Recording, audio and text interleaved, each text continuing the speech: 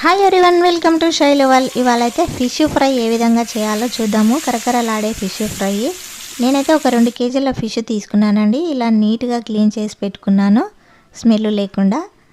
ఇలా క్లీన్ చేసి పెట్టుకున్న తర్వాత ఒక ప్లేట్ తీసుకొని ఇందులో 2 టేబుల్ స్పూన్ల రెడ్ చిల్లీ పౌడర్, కొద్దిగా సాల్ట్, 1 టేబుల్ స్పూన్ ధనియా పౌడరు, 1½ టేబుల్ స్పూన్ అల్లం వెల్లుల్లి పేస్టు, కొద్దిగా పసుపు, అదేవిధంగా మిరియాల పౌడర్ 1 టేబుల్ స్పూను, 1 లెమన్ తీసుకున్నానండి. 1 నిమ్మకాయ మొత్తం తీసుకొని ఇలా రసాన్ని పిండుకోవాలి. ఇందులో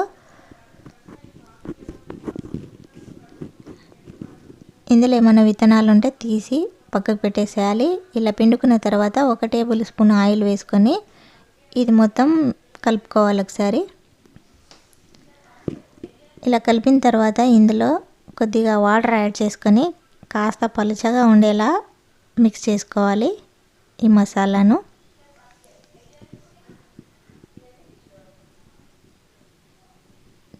కొద్దిగా వాటర్ యాడ్ చేసుకుంటూ మరీ పలుచగా కాకుండా మరీ గట్టిగా కాకుండా మీడియంగా ఇలా కలుపుకోవాలండి. ఇలా కలిపిన తర్వాత ఇందులో ఫిషెస్ వేసుకొని మసాలా మొత్తం ఫిష్కి పట్టేలాగా మిక్స్ చేసుకోవాలి. ఫిష్కి 2 వైపులా మసాలా బాగా పట్టించాలండి.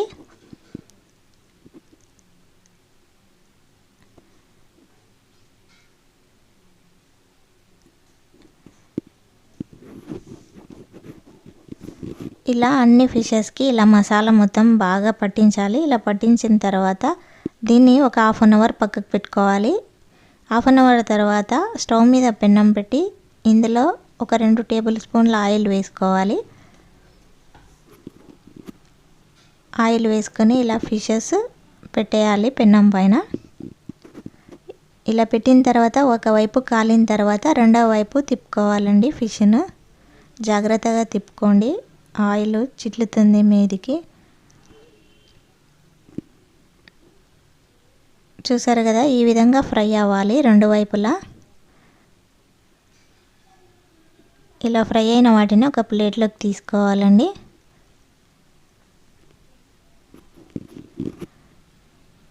ఇప్పుడు ఆయిల్ సరిపోకపోతే మళ్ళీ కొద్దిగా ఆయిల్ వేసుకొని ఫిషెస్ను వేసుకొని ఫ్రై చేసుకోవాలి. ఇలా ఒకవైపు కాలిన తర్వాత రెండో వైపు తిప్పుకోవాలి. ఇలా తిప్పుకుంటూ మంచి కలర్ వచ్చేదాకా ఫ్రై చేసుకోవాలండి. ఈ విధంగా కలర్ వస్తే సరిపోతుంది. ఇలా ఫ్రై అయిన వాటిని ఒక ప్లేట్లోకి తీసుకోవాలండి. అన్నీ ఇదే విధంగా ఫ్రై చేసుకున్న తర్వాత వీటిని ఒక ప్లేట్లోకి తీసుకొని ఉల్లిపాయ నిమ్మకాయతో గార్నిష్ చేసుకొని దానిపైన నిమ్మకాయ పిండుకొని ఉల్లిపాయతో తింటే అదిరిపోతుందండి. టేస్ట్ మాత్రం సూపర్గా ఉంటుంది. మీరు ఒకసారి ట్రై చేయండి. ఎలా వచ్చిందో కామెంట్ చేయండి. నా వీడియో నచ్చితే ఒక లైక్ కొట్టి షేర్ చేసి సబ్స్క్రైబ్ చేసుకోండి. Thank you.